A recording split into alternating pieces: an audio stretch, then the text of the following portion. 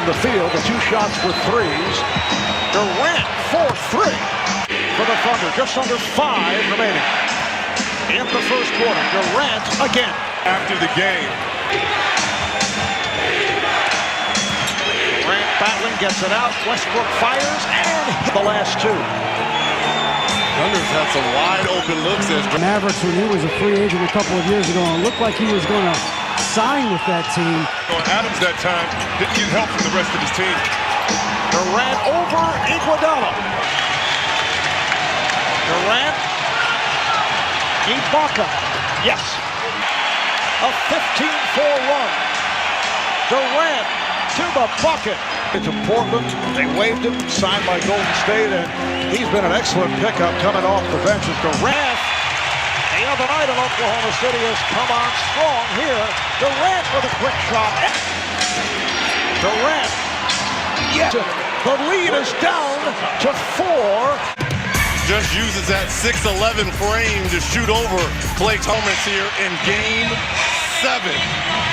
Shot and the reaction by the Warriors. 3-1 to the and forwarding.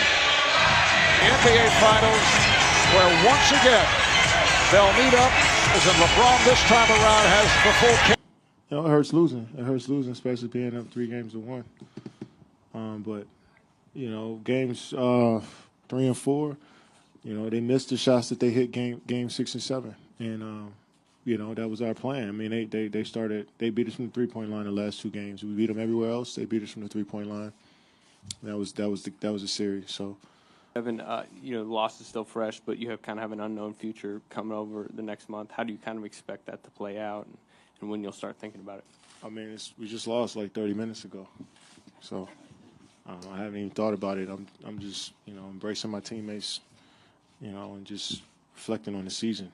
You know, I think about that stuff, you know, I don't know when, but we just lost an hour ago, 30 minutes ago, so I don't know. You know, look forward to him coming back next year and being better. I think it's a learning process. You know, just like myself and Kevin back in 2012, we lost in the finals, and we know what that feeling felt like. And I think for those guys, first experience, especially in the hostile building on the road, and had opportunity to kind of get to this point. They had opportunity to know what that feels like, and you know, should do nothing but make those guys better.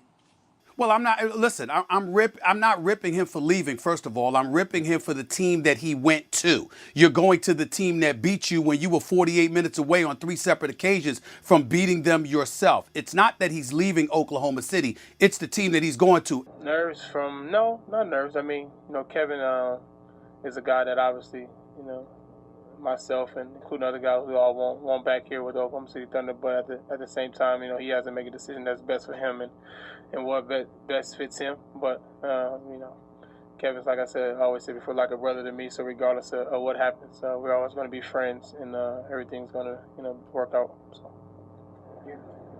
That not only Kevin left, but it was to Golden State. Did that make it sting even more?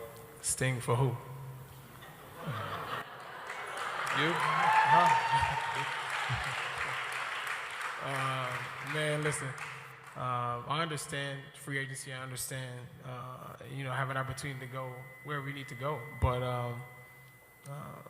once that happened, I told Sam, what's next? And to me, that's just my mentality to be able to find out now what's the next thing we need to do to help our team win. And that's all I'm worried about, is to be able to find ways for us to come in and figure out how we can continue to win game and be a great organization. I found out like y'all found out on the news, on the cell phones, the social media. I talked to Kevin, you know, prior to, you know, early on in the process, but nothing after. It's just a text message from him. That's about it. And how that whole process went? It's been hectic. You know, it's a lot of attention that comes with being in this position, and I knew that. And you know, when I met these guys, I felt as comfortable as I ever felt, and it was organic, it was authentic, it was real, and there's feelings I couldn't ignore. So, you know, I made a decision to come and play for these guys, and I feel great, and I feel excited about this opportunity. When you look at your relationships in international play, even with Steph Curry and Andre Iguodala, you're playing against a Draymond Green and Klay Thompson. They wanted you and welcomed you. How much of the personality fit was important as well as the basketball fit for you? I was shocked that those 4 guys came to meet me a couple of days ago. Team, won 73 games and the championship before. I didn't think that they would be interested in a player like me because they had so much success. But to see them together, they all walked in and looked like they were holding hands. It was a family. And I can tell they enjoyed being around each other. And that was, like I said, that was something I couldn't ignore. It was just a great vibe throughout the whole day. So I'm glad I'm here, man. Like I said, I'm excited, and I'm just ready to play ball.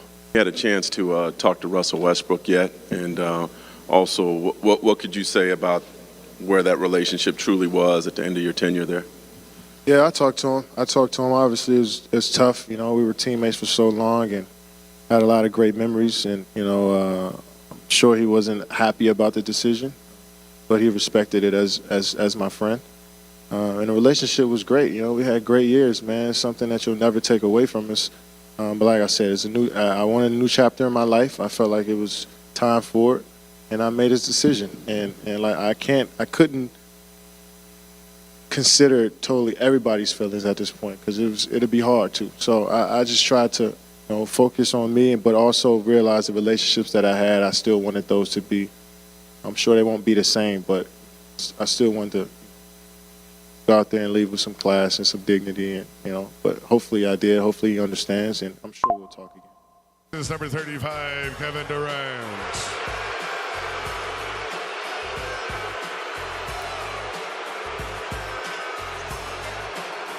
Booed. Yes, there were some people standing. The key, you always find out for how long will they be able to hold it up every time he touches. His first shot.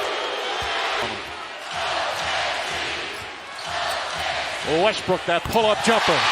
How often does a team, as Westbrook with another organization credit Durant to protect against the shot block? Westbrook powers count. Golden State in control, up by 15. Westbrook pulls back jumper. That's good. 3 of 8 from the field, 7 points, 7 rebounds, and 3 assists. Durant fires away and knocks down. They're working for everything. The Warriors is quality, easy offense. Westbrook left-handed and a foul. But he's got a chance for a 3-point play. Dorisburg or Jeff Van Gundy today. Doris in a prime. And Billy D said without Shot clock at 7. Westbrook drives. It's Westbrook. Robertson right on him. Durant drives and finishes strong. Town, Durant ahead of the pack. He and Curry. Just a finish. Makes his legacy any different than as Westbrook finishes? so much from him, just listening to him and being around him. He's a championship coach. So like the first team to really It was. face it. And Coach Pitino, because of his Durant Plays. and Steven Adams has got to contain that better. Westbrook drives and a foul. Not shy about letting the players know how much he wanted this game, and they wanted Court, let these guys finish the feud right now. Westbrook for 3. That's good. Russ.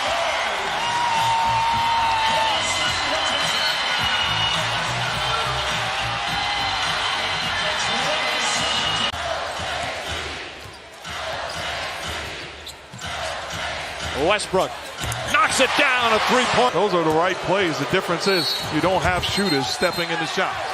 Durant fouled by Robertson. Then has words, they're going to count the basket. Now Durant and Robertson go forehead to forehead. Durant still talking to him. The official's getting in the way. Durant. Westbrook drives and finishes. 12-point game. Pass. Oh, Durant. Grab Steph Curry. What are you talking? Durant catch and shoot. Rattles it. Durant way downtown. Bang! The 3-pointer ends with a Golden State victory. I look at my time at OKC from that perspective because we helped build a city up more so than just build a fan base for basketball. I felt like we built up the core and the culture of what this town is going to be about, you know? The Warriors part of it was just like, all right, that'll add to the fire, but yeah, it was really that this family had to separate. Yeah, and I understood that, and I didn't underestimate people's feelings about me not being a part of that family anymore. I took that in and gave it thought and understood what it meant, and gave people their space and time to process it how they processed it, and then we'll have a conversation later. But I respected how real those feelings were and how real that family we built were. And I think regardless of me having that jersey on, it's going to still feel that way because OKC now has done, how many years now? 15, 16 years of its existence. They really are into the alumni now. And I can feel that when I go back. I can feel that talking to my former teammates. And that makes me feel proud because, like, we really started that organization off. And that's a testament to everybody there because they built that family. We all did, but it was encouraged every day that, like, yo, this is who we is. This is who we are when we come to Oklahoma City. Only major sports town, sports franchise in this city. Everybody's rallying around us in the whole state. It felt that way. And you know what? It's going to age really well. I think so, too. And even though it was rough for me with the fan base and some of the people that worked in the organization for a year or two, it was rough. But when I started to reflect on it, it was just like, it was special what we did, regardless of championships or not. I think that building a culture there so fast like we did and building a core fan base, not just in Oklahoma, around the world. I see people who still Thunder fans from those days. That meant a lot.